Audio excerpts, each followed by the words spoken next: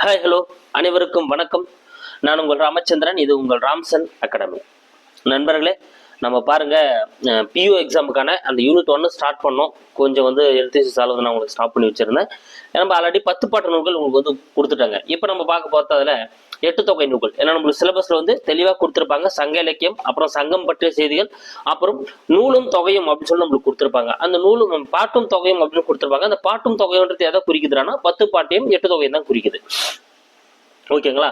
So 10 பாட்டு பார்த்துரும், 8 தொகை தான் இன்னைக்கு நம்ம பார்க்க போறோம். ஓகேங்களா? சரி, வாங்க வீடியோக்குள்ள போகலாம். ஸோ அதுக்குள்ள நம்ம சேனலுக்கு என்ன புதுசாக வரீங்க அப்படின்னா நம்ம சேனலை சப்ஸ்கிரைப் பண்ணிக்கோங்க. கூட பக்கத்துக்கு ஒரு பெல் பட்டனை கிளிக் பண்ணி நோட்டிஃபிகேஷன் ஆல் அப்படின்றதையும் கொடுத்துக்கோங்க. அப்போ தான் நம்ம போகிற ஸ்டூடெண்ட்டே உங்களுக்கு இருக்கும். ஓகேங்களா? சரிங்க.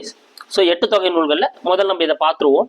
இதை பார்த்தாலே இதுலேருந்தே கொஸ்டின் தான் எடுக்க முடியும். ஆனால் நான் உங்களுக்கு முதல்ல டைப் பண்ணி கொடுத்துருக்கேன். அப்புறம் முதல்ல டிஸ்க்ளைமர் கொடுத்துட்றேன். ஸோ முழுக்க இது நானே டைப் பண்ணதுங்க. ஏன்னா ஸ்பெல்லிங் மிஸ்டேக் இருக்கலாம், இல்லை ஏன்னா தவறுகள் இருக்கலாம். அது என்னன்னா நீங்கள் கமெண்ட்ல தெரியப்படுத்துங்க. அதை நான் உங்களுக்கு பிடிஎஃபாக கொடுக்குறப்போ நான் உங்களுக்கு அதை ரெக்டிஃபை பண்ணி கொடுத்துட்றேன். ஓகேங்களா? சரிங்க. அடுத்து 8 தொகை நூல்கள் அப்படின்னா நற்றிணை, நல்ல குறுந்தொகை, ஐங்குறு நூறு, ரொத்த பதிற்று 10, தோங்கு வரிபாடல், கற்றறிந்தோர் ஏத்தும் களி, டகம்புறம் என, அதாவது களி அகம்புறம் என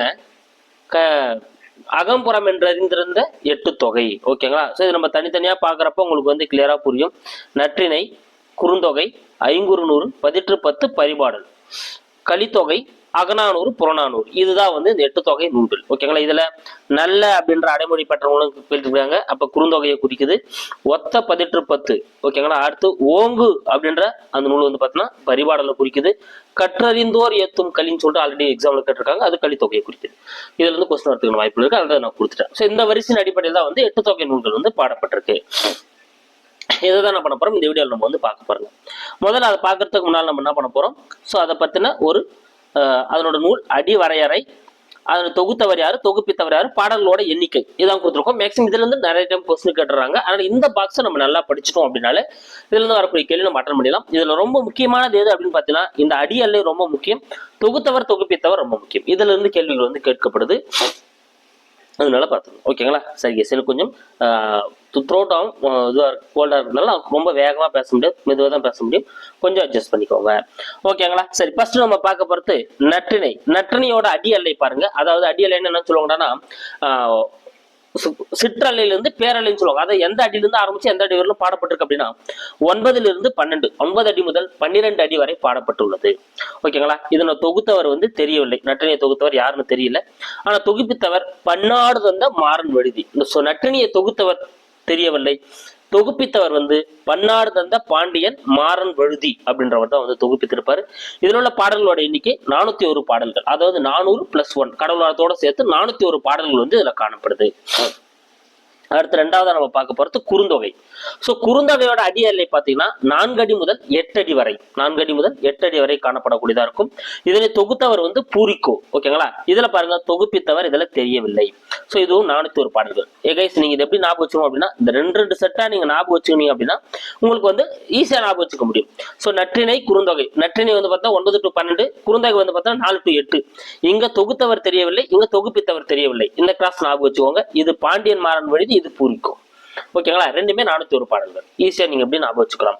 சரிங்களா? சோ இதுக்கெல்லாம் ஷார்ட்கட் இருக்கு. நான் தனி வீடியோல அந்த ஷார்ட்கட் உங்களுக்கு தெரியப்படுத்துறேன். ஏன்னா இங்க சொன்னா நேரம் அதிகமாகும், உங்களுக்கு கன்ஃபியூஸ் ஆகும். நான் ஷார்ட்கட் தனி வீடியோல போட்டோம்னா உங்களுக்கு பிரச்சனை இல்லை. அடுத்து பாருங்க மூன்றாவது நூல் ஐங்குறு நூறு.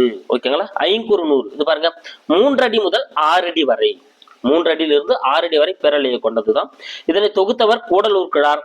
தொகுப்பித்தவர் ஏனை கட்சை மாந்தரஞ்சேரல் இரும்பொறை. அப்ப பாருங்க ஐங்குறு நூறுக்கு தொகுத்தவருங்கிறாரு, தொகுப்பித்தவரும் இருக்காரு. ஓகேங்களா? சோ இந்த நூலோட பெயர்ல தெரிஞ்சிடும். ஐங்குறு நூறு அப்படின்னாலே 500 பாடல்களை கொண்டது. 500 + 1 கடல் வாழ்த்தோடு சேர்த்து 501 பாடல்களை கொண்டது. அப்போ 3 அடி முதல் 6 அடி வரை கொண்டது. கூடலூர் கிழார், யானை கட்சை மாந்தரஞ்சேரல் இரும்பொறை. ஓகேங்களா? இது தொகுத்தவர் தொகுப்பித்தவர் 501 பாடல்களை கொண்டது. நீங்க இது ஒண்ணு மட்டும் தனியா நீங்க ஞாபகம் வச்சுக்கோங்க. ஏன் சொல்றேன்னு உங்களுக்கு பின்னால புரிஞ்சிடும்.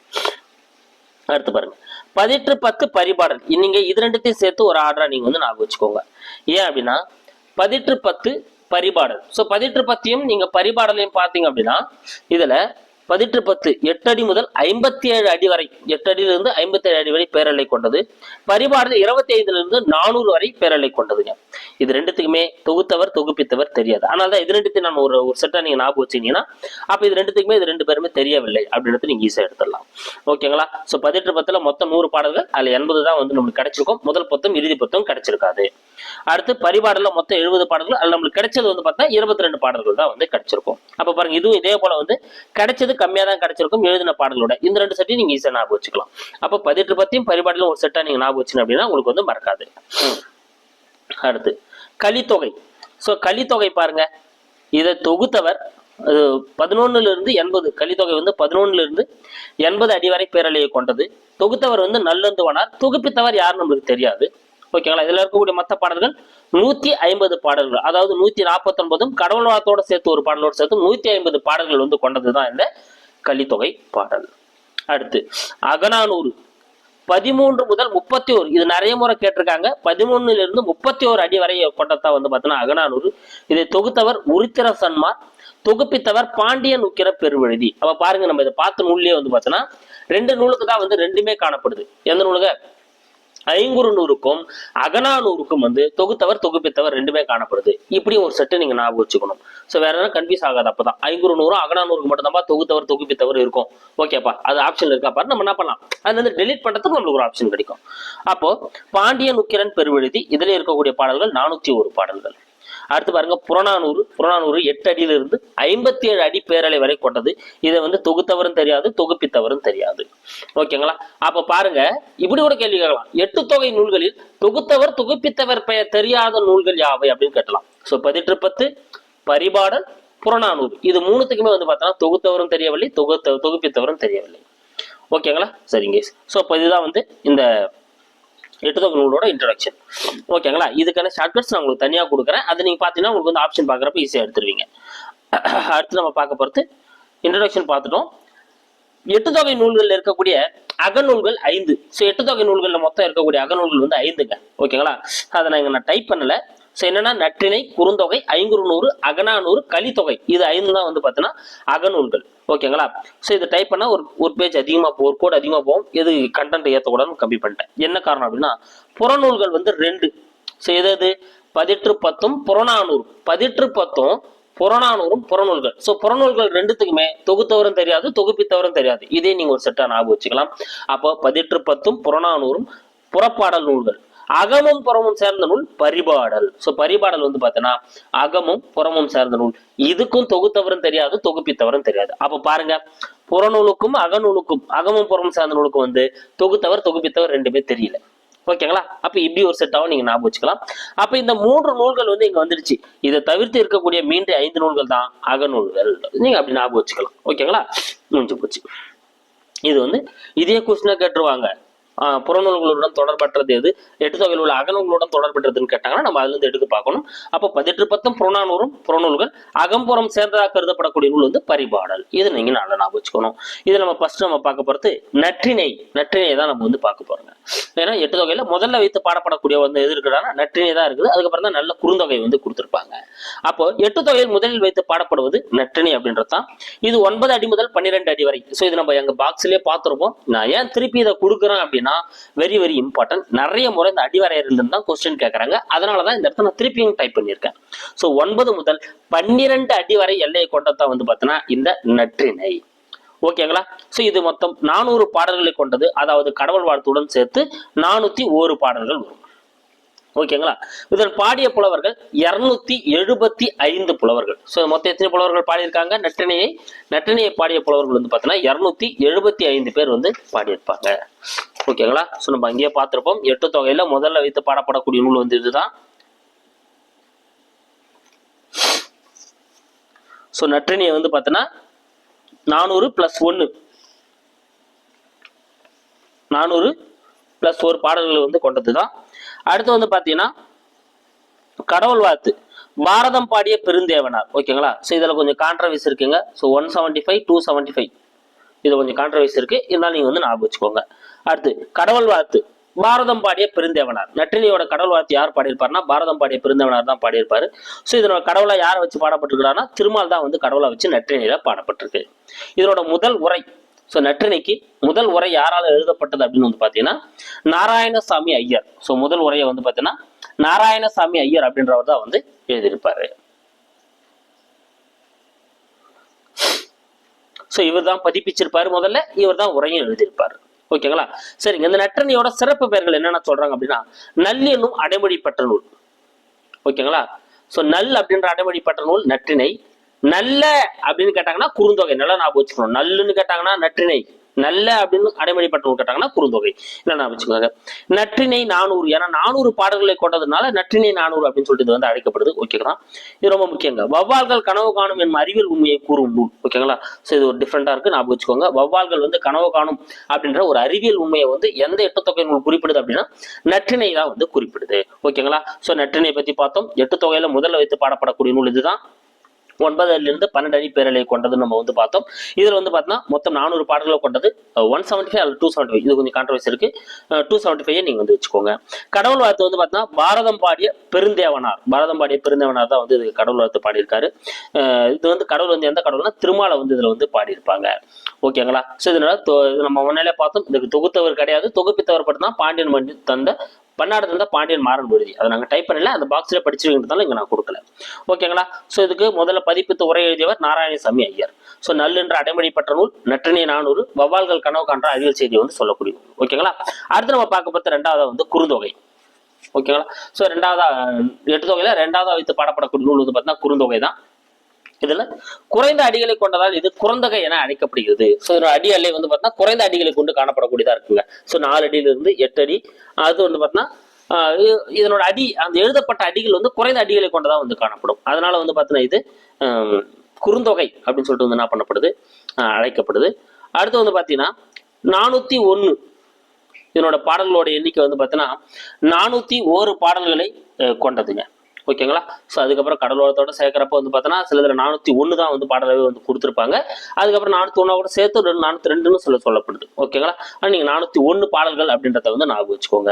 அடுத்து இதனோட அடி வரையறை 4 முதல் 8 அடி வரையறை. இது ரொம்ப முக்கியம், இது கேட்கறதுக்கான வாய்ப்புகள் இருக்கு. இது ஆசிரியர் பாவால் பாடப்பட்டது. ஓகேங்களா? இதுக்கும் கடவுள் வாழ்த்து பாடியவர் வந்து பாரதம் பாடிய பெருந்தேவனார் தான் வந்து பாடியிருப்பார். நான் ஷார்ட்டா கொடுத்துட்டேன் பெருந்தேவனார்னு, பாரதம் பாடிய பெருந்தேவனார்னு வரணும். இங்க கடவுளை யாரை பாடியிருப்பாங்கன்னா முருகனை தான் வந்து பாடியிருப்பாங்க குறுந்தொகையில. இது நீ முதல்ல பதிப்பித்தவர் யாருன்னு பார்த்தோன்னா சி.வை. தாமோதரனார் தான் வந்து முதல்ல என்ன பண்ணியிருப்பாருங்க, பதிப்பித்திருப்பாரு. ஸோ சில புத்தகங்களை சௌரி பெருமாள் அப்படின்னு வந்து கொடுத்துருப்பாங்க. ஓகேங்களா? ஆனால் சி.வை. தாமோதரனார் ஞாபகம் வச்சுக்கோங்க, அவர் வந்து முதல்ல பதிப்பித்திருப்பாரு. அடுத்து இது ரொம்ப முக்கியங்க. பண்டைய தமிழ் மக்களின் ஒழுக்கம், காதல், வீரம், அறம் ஆகியவற்றை அறியக்கூடிய ஒரு நூலை எது கருதப்படுதுன்னா இந்த குறுந்தொகை தான் வந்து கருதப்படுது. ஓகேங்களா? இந்த குறுந்தொகையை பொறுத்தவரை இந்த 4 வரிகள் ரொம்ப ரொம்ப முக்கியம். ஏன்னா அந்த குறுந்தொகையில கபிலர் வந்து பாடல் பாடியிருப்பாரு. அந்த கபிலரை பத்தி புகழ்ந்து இந்த 4 வரிக்கும் இது ஆல்ரெடி எக்ஸாம்ல கேட்டிருக்காங்க, நான் தாங்க நான் கொடுத்துருக்கேன். கபிலரை வாய்மொழி கபிலன் அப்படின்னு சொன்னவர் வந்து நக்கீரர் தான் வாய்மொழி கபிலன் சொல்லியிருப்பாரு. நல்லிசை கபிலன் அப்படின்னு சொல்றவர் வந்து பெருங்குன்றூர் கிழார் சொல்லியிருப்பாரு. வெறுத்த கேள்வி விலங்கு புகழ் கபிலன் சொன்னவர் வந்து இளங்கேரனார். புலனழுக்கற்ற அந்த நாளன் பொய்யா நாவிர் கபிலன் அப்படின்லாம் சொன்னவர் யாரானா நப்பசலையா. ஓகேங்களா? அப்ப இதெல்லாம் நீங்க ஆபிச்சுக்கோங்க. பொருத்துக்களை கேட்டலாம், இல்ல பொருந்தாதது கேட்கலாம், எதுனா ஒரு வரி கொடுத்துட்டு கூட வந்து கேட்கலாம். வாய்மொழி கபிலன் அப்படின்னா நக்கீரர், நல்லிசை கபிலன் அப்படின்னா பெருங்குன்றுக்கிறார், வெறுத்த கேள்வி விலங்கு புகழ் கபிலன் அப்படின்னா இளங்கரனார், புலனொழுக்கற்ற அந்தநாளன் பொய்யானாவிர் கபிலன் அப்படின்னா நப்பசலையார். ஓகேங்களா? இவெல்லாம் கபிலன் இப்படி புகழ்ந்திருக்காங்க. அடுத்து இதனுடைய சிறப்பு பெயர் வந்து நல்ல அப்படின்ற அடைமொழிப்பட்ட நூல். நம்ம முதலே பார்த்துட்டோம், நல்ல குறுந்தொகை அப்படின்ற அடைமொழிப்பட்ட நூல். அடுத்து மூன்றாவது நம்ம பார்க்க போறது ஐங்குறு நூறு. ஐங்குறு நூறு வந்து பாருங்க 3 அடி முதல் 6 அடி வரை கொண்டது. ஸோ அதனோட அடி சிற்றலை அடி பேரலை வந்து பார்த்தா 3 அடி சிற்றலையும் 6 அடி பேரலையும் கொண்டதுதான் ஐங்குறு நூறு. இது மற்றும் 500 பாடல்களை கொண்டதுங்க. ஐங்குறு நூறு எத்தனை பாடல்களை கொண்டது? 500 பாடல்களை கொண்டது. கடல் வாழ்த்தோட சேர்த்து 501 பாடல்களை இருந்து கொண்டது. இதுக்கு கடல் வாழ்த்து பாடியவர் பாரதம் பாடிய பெருந்தேவனார். இங்க யார் கடவுளை வைத்து பாடப்படுதுன்னா சிவன் தான் வந்து கடவுளை வைத்து பாடப்படுது. இது முதலில் பதிப்பித்தவர் வந்து ஊவேசா. இது ரொம்ப முக்கியம். ஐங்குறு நூறு முதல்ல யார் பதிப்பிக்கிறார் அப்படின்னா ஊவேசா தான் வந்து முதல்ல வந்து பதிப்பிக்கிறாரு ஐங்குறு நூறு.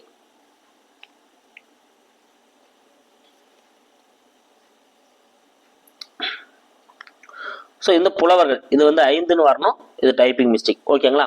ஸோ இங்க 500 மொத்தம் 500 பாடல்களை கொண்டது, 5 புலவர்கள் பாடியிருப்பாங்க. அதாவது ஒவ்வொரு திணைக்கும் 100 பாடல்கள்னு சொல்லிட்டு 5 புலவர்களால் 500 பாடல்களை கொண்டது தான் இந்த 500. ஓகேங்களா? அப்ப இதை நான் வந்து பிடிஎஃப் கொடுக்குறப்ப உங்களுக்கு கரெக்ஷன் பண்ணி கொடுத்துட்றேன். அடுத்து பாருங்க, இந்த 5 புலவர்கள் 500 பாடல்கள் அதை பத்தி நான் அந்த இதுதான். இதுல நீங்க ரொம்ப முக்கியமான விஷயம் நோட் பண்ணுறது, இந்த திணை வரிசை இதை நான் தனி பாயிண்டா கொடுக்காம இந்தியத்தை டைப் பண்ணி கொடுத்துட்டேன். இந்த திணை வரிசையும் வந்து என்ன பண்ணுவோம், கொஸ்டினா கேட்பாங்க. ஒவ்வொரு திணைக்கும் 100 பாடல்கள் இருக்கு, இது நீங்க ஈஸியா ஞாபகம் வச்சுக்கலாம்.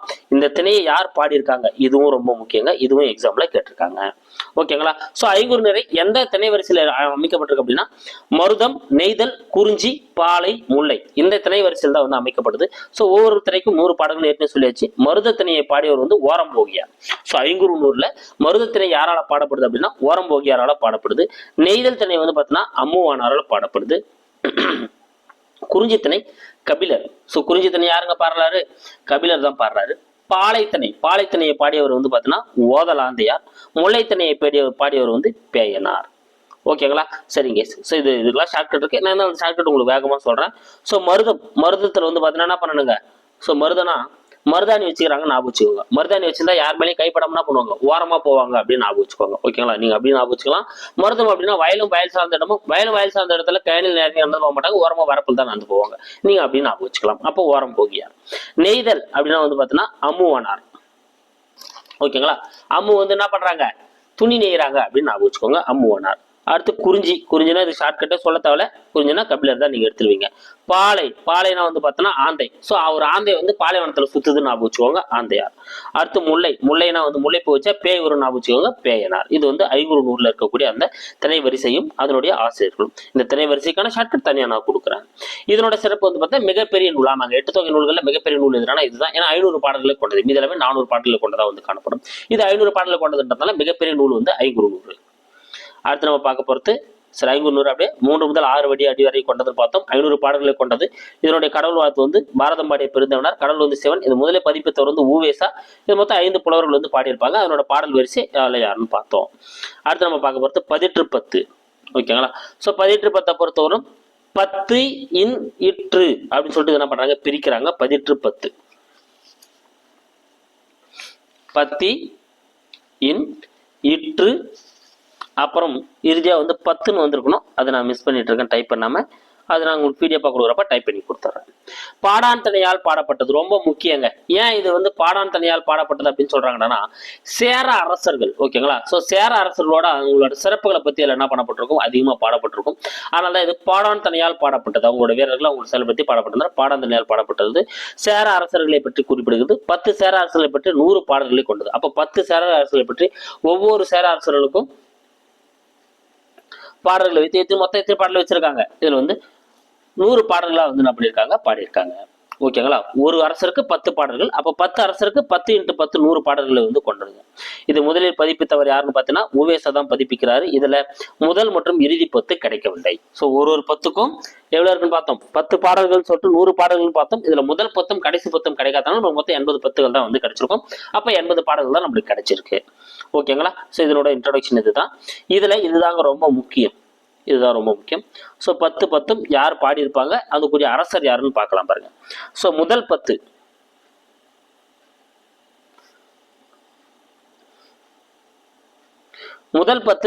கிடைக்கவில்லை, நம்ம ஏற்கனவே பார்த்துட்டோம், அது விட்டுருங்க. இரண்டாவது 10 பாடிய புலவர் வந்து குமட்டூர் கண்ணனார் தான் பாடியிருப்பாரு. யாரடானா நெடுஞ்சேரலாதன், அதாவது இமயவரம்பன் நெடுஞ்சேரலாதன் சொல்லியிருப்பாங்க. நான் ஷார்ட்டா கொடுத்துருக்கேன், நெடுஞ்சேரலாதன். அடுத்து மூன்றாவது 10 கௌதமனார் பாடியிருப்பாரு. ஸோ பாலை கௌதமனார் அப்படின்னு சொல்லுவாங்க. இவர் வந்து பார்த்தீங்கன்னா செங்கழு குட்டுவான். ஓகே, யாருங்க, செங்கழு குட்டுவான் அப்படின்றவர் தான் வந்து என்ன பண்ணியிருப்பாரு. இது டைப்பிங் மிஸ்டேக், இது நான் உங்களுக்கு கரெக்ஷன் பண்ணி கொடுத்துட்றேன்.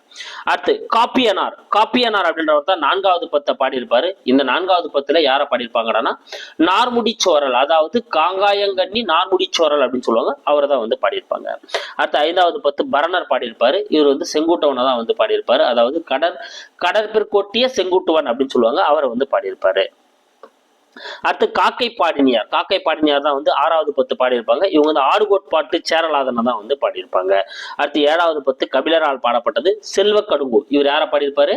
செல்வ கடுங்கோவை தான் வந்து பாடியிருப்பாரு. ஓகேங்களா, செல்வ கடுங்கோ அப்படின்றவரை பாடியிருப்பாரு. அடுத்து 8வது பத்து அரிசில் கிழார். அரிசில் கிழார் தான் 8வது பத்தை பாடியிருப்பாரு. தகடூர் எரிந்த பெருஞ்சேரல் இரும்புரை. தகடூர் எரிந்த பெருஞ்சேரல் இரும்புரை தான் வந்து 8வது பத்துல பாடப்பட்டிருப்பாங்க. 9வது பத்து பெருங்குன்று கிழார் பாடியிருப்பாரு. யாருன்னா இளஞ்சேரல் இரும்புரை. இளஞ்சேரல் இருமுறை தான் வந்து பாடப்பட்டிருப்பாரு. ஓகேங்களா. சோ 10வது பத்து நம்மளுக்கு கிடைக்கவில்லை, அது நம்மளுக்கு தெரியும். இதனோட சிறப்பு பெயர்னா இசையோடு பாடுவதற்கு ஏற்ற நூலா வந்து, அதாவது 18 பத்தும் பரிபாடலும் இசையோடு பாடுவதற்கு ஏற்றப்பட்ட நூலா தான் வந்து இருக்கும். அது நீங்க நல்லா ஞாபகம் வச்சுக்கோங்க. ஓகேங்களா. சோ அடுத்து நம்ம பார்க்க போறது பரிபாடல். 5வது நூல் வந்து பரிபாடல். ஏற்கனவே நம்ம சொன்ன போல அகமும் புறமும் சேர்ந்த நூலா வந்து கருதப்படுறது வந்து இந்த பரிபாடல் தான். இதுல மட்டும் 70 பாடல்கள். நம்மளுக்கு எத்தனை பாடல்கள் கிடைச்சிருக்கு அப்படின்னா 22 பாடல்கள் தான் நம்மளுக்கு வந்து கிடைச்சிருக்கு. நம்ம அங்கேயே நம்ம வந்து பார்த்துட்டோம். இதுல பாடிய புலவர்களோட எண்ணிக்கை வந்து மொத்தம் 13 புலவர்கள் தான் வந்து இதுல பாடியிருப்பாங்க. ஸோ இது எத்தனை அடியாரை கொண்டதுன்னு பார்த்தீங்கன்னா 25 அடியிலிருந்து 400 அடி வரை கொண்டது. ஸோ அதிகமான அடியாரைகள் கொண்டது இதுதான் எடுத்தது நூல். அதை நீங்க ஞாபகம் வச்சுக்கோங்க. 25 400 அடி எல்லை வரை வந்து கொண்டதா வந்து இந்த பரிபாடல் காணப்படுகிறது. இது முதலில் தொகுப்பித்தவர் யாருன்னு பார்த்தா ஊவேசா தான் வந்து முதல்ல தொகுப்பித்துருவாரு. இது யார் உரை எழுதுறாரு அப்படின்னு வந்து பார்த்தீங்கன்னா பரிமேல் அழகர். பரிபாடலுக்கு யார் முதல்ல உரை எழுதுறாரு? பரிமேல் அழகர் தான் வந்து உரை எழுதுறாரு. ஓகேங்களா. இது இசைப்பாடலால் ஆனது. நான் என்ன சொன்ன 18 பத்தும் பரிபாடலும் இசைப்பாடலால் வந்து அமைஞ்சதா வந்து காணப்படும். அப்போ அகமும் புறமும் சேர்ந்ததா வந்து கருதப்படுது பரிபாடல். 70ல் 22 தான் நம்மளுக்கு கிடைச்சிருக்கு. மொத்த புலவர்கள் 13 பேர் பாடியிருக்காங்க. 25 400 அடி எல்லை வந்து கொண்டதா காணப்படுது. முதல்ல தொகுத்தவர் ஊவேசா, உரை எழுதியவர் பரிமேல் அழகர், இசைப்பாடலால் ஆன நூலா வந்து கருதப்படுது. இதனுடைய சிறப்பு பெயர்கள் 3 ரொம்ப முக்கியமான பாயிண்ட்டுங்க. பொருட்கலவை நூல். ஓகேங்களா, வெரி வெரி இம்பார்ட்டன்ட். ஸோ பொருட்கலவை நூல் அழைக்கப்படக்கூடிய நூல் வந்து பார்த்தீங்கன்னா பரிபாடல். இந்த ஓங்கு பரிபாடல் நம்ம அங்கேயே பார்த்திருப்போம். ஓங்கு பரிபாடல் அப்படின்ற சிறப்பு பெயர் பெற்றது. தெய்வங்களின் அடிப்படையில் பகுப்பு முறையை கொண்ட நூல். ஆமாங்க, இதெல்லாம் பண்ணியிருப்பாங்க.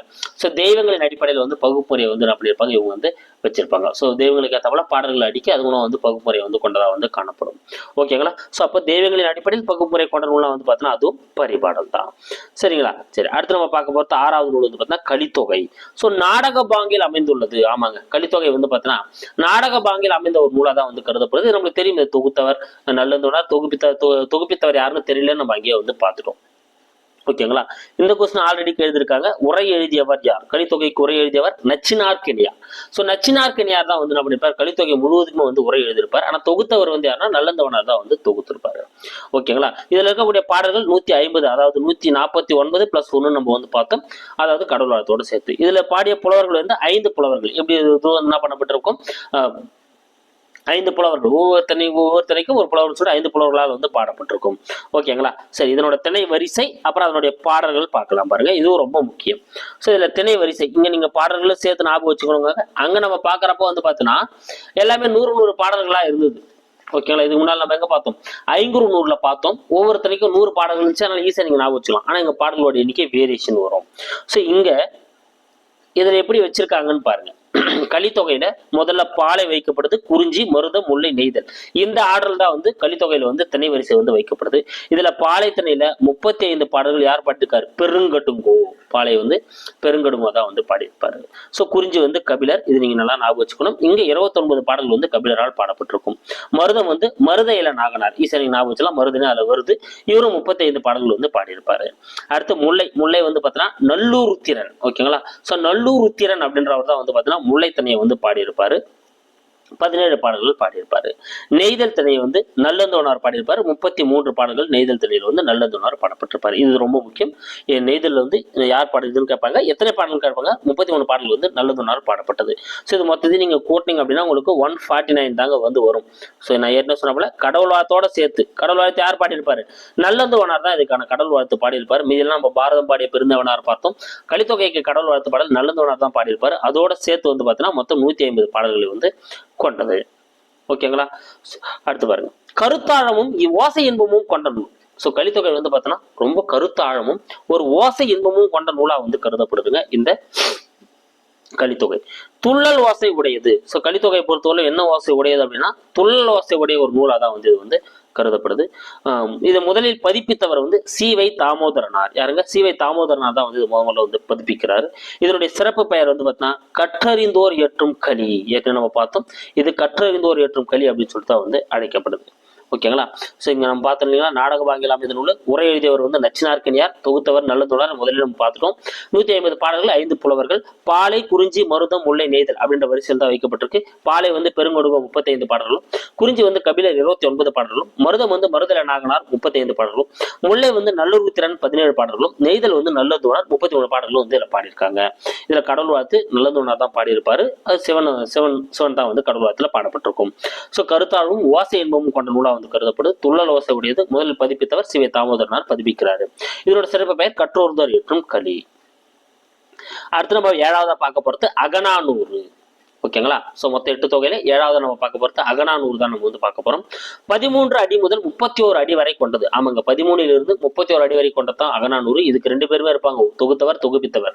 உருத்திர சன்மார் தொகுத்திருப்பாரு, பாண்டியன் உக்கிரன் பெருவெழுதி வந்து தொகுப்பித்திருப்பாரு.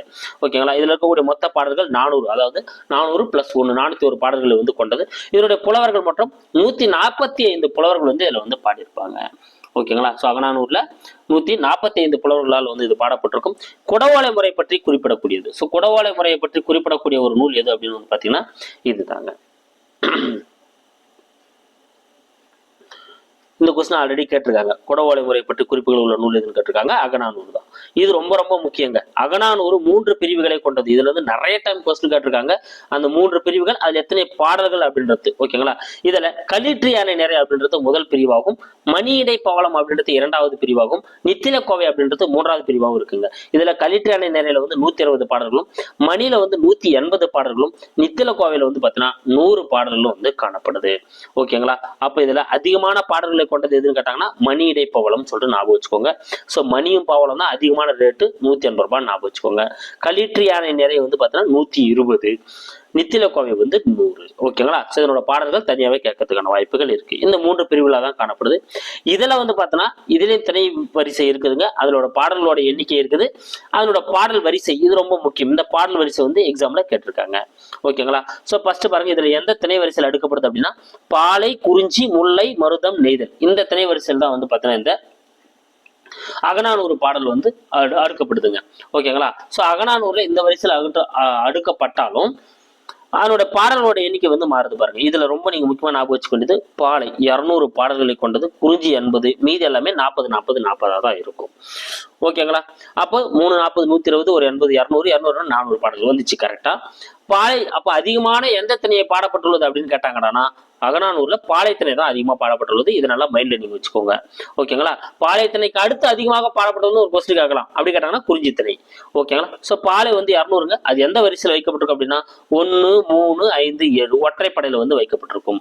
ஓகேங்களா. அடுத்து வந்து பாருங்க குறிஞ்சியில வந்து பார்த்தீங்கன்னா 2 8 12 அப்படின்னு சொல்லிட்டு இந்த 2 8 12 அப்படின்ற வரிசையில் வந்து வைக்கப்பட்டிருக்கும்.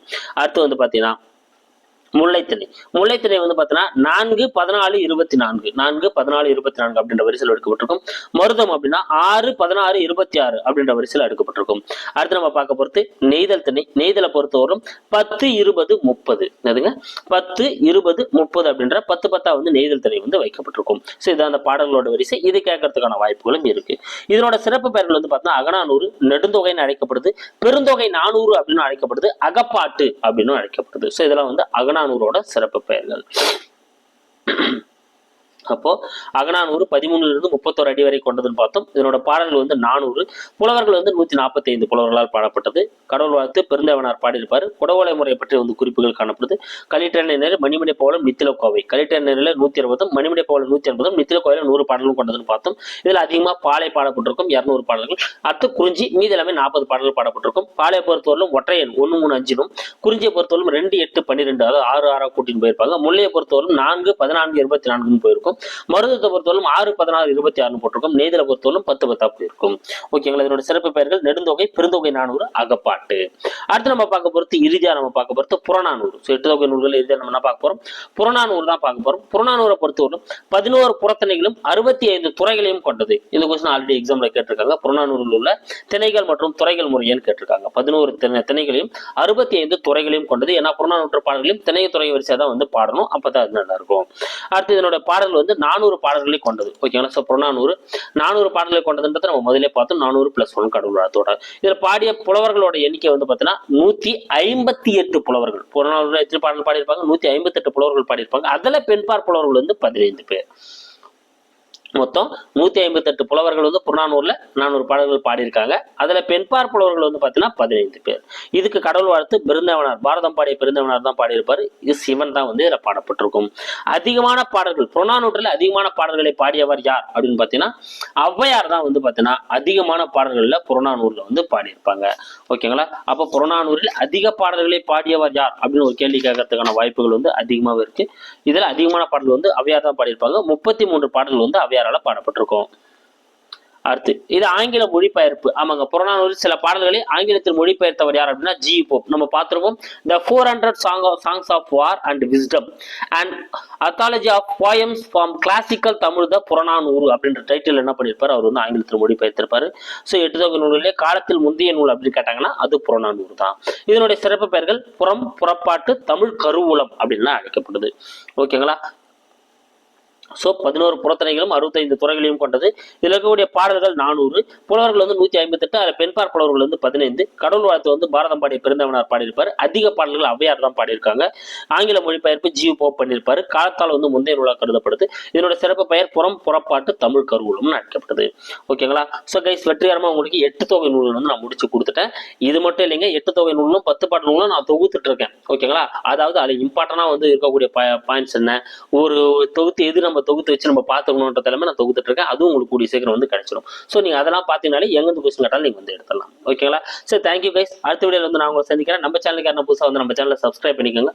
கூட பக்கத்தில் இருக்கிற பெல் பட்டனை கிளிக் பண்ணி நோட்டிஃபிகேஷன் ஆல் அப்படின்றதையும் கொடுத்துக்கோங்க. ஸோ இதுக்கப்புறம் மேக்ஸிமம் தமிழ்ல வந்து டெய்லி ஒரு வீடியோஸ் வந்துட்டே இருக்கும். உங்களுக்கு வந்து சிலபஸ் ஒரு பக்கம் கவர் ஆகிட்டே இருக்கும். Thank you guys. அடுத்த வீடியோல வந்து நான் உங்களை சந்திக்கிறேன்.